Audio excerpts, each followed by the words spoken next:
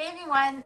So for the My Favorite Thing in My Culture presentation that we had in class, there was a lot of presentations that I really liked. Everyone chose an item that meant a lot to them and to their culture, and it was really cool to learn a little bit about everyone's item.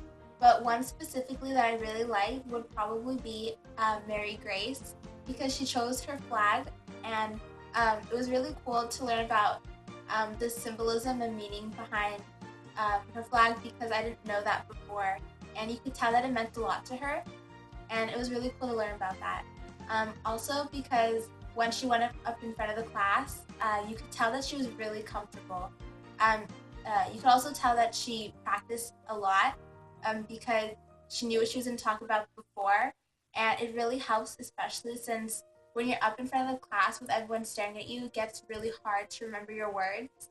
But her presentation went really smoothly, and it was really nice to learn about her flag and a little bit about her culture. So thanks for listening, and I hope to talk to you guys all soon. Thanks. Bye.